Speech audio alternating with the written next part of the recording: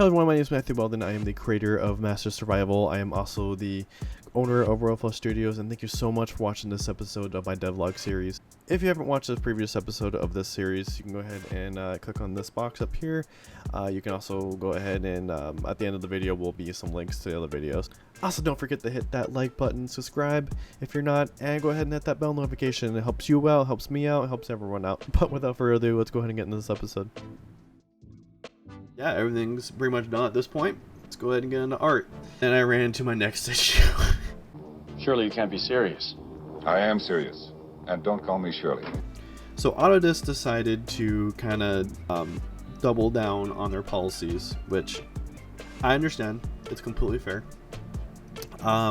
They were basically changing their policies to where you needed to prove that you were in school to use their products. So that's 3ds Max, Autodesk, I think even CAD.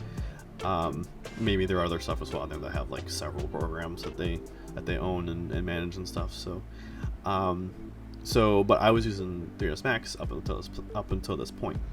So when I went to go fire up 3ds Max, and this is the first time I had fired up 3ds Max in 2 years, then maybe just to go create like an asset just because I was bored or something.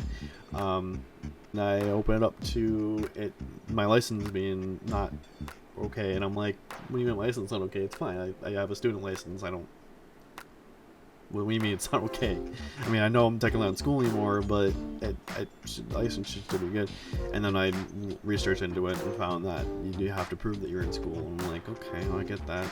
I mean, I didn't see much of a problem with what I was doing before because I wasn't making money at the time. And yeah, I'm sure this is gonna make me money. And I was looking into seeing what it would cost to do a license, and I was like, I don't know what I'm gonna do, because that was the other thing. Even if I was still gonna use it, I would still need to buy the license regardless. And I was like, oh, I need an alternative,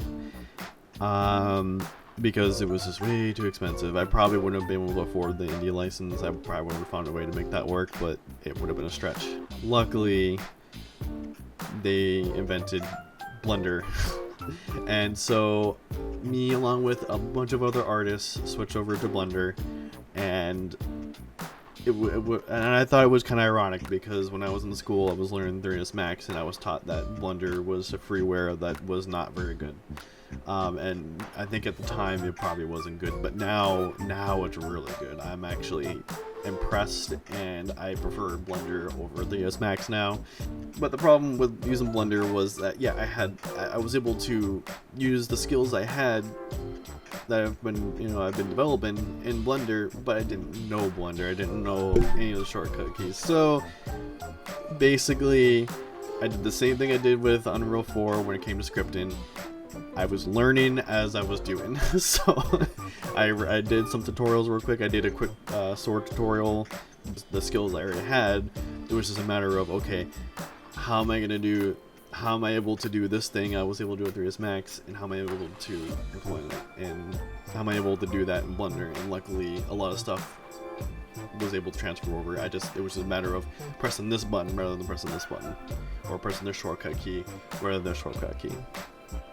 And it worked out pretty well, and it didn't take me long to get good with Blender. So, but then it came to texturing, and I was like, okay, what am I gonna do for texturing? And then I found out about PBR textures, and I was like, oh wait, I did use Substance Painter at one point in my life, just to try it out.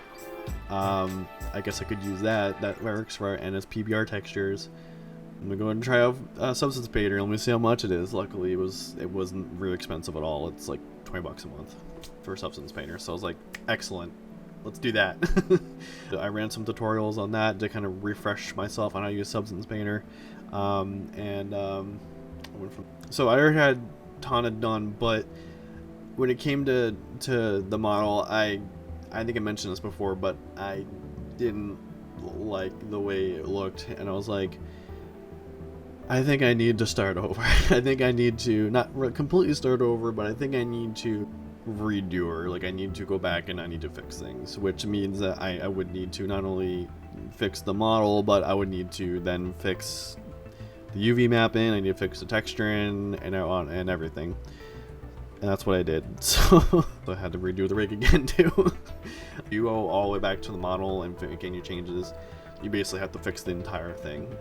You gotta go through all the entire process again. So I was able. I had an exported version of the model of Tana's model, in Mac, and that was using Unreal, and I had it just sitting in a file, so I was able to get it into Blender. I was able just to rework what I had. I think it actually only had the high poly model, so I had to like kind of get it down to like a lower poly to work with it better.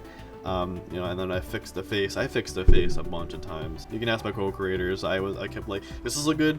This is look good. Because no, it needs to be better. Like, no, how about this one? This one, okay. I think I had sent them like 10 versions of that. So before I finally got it to where it looks like this, the way it is on my shirt and the way it is in the game and everything.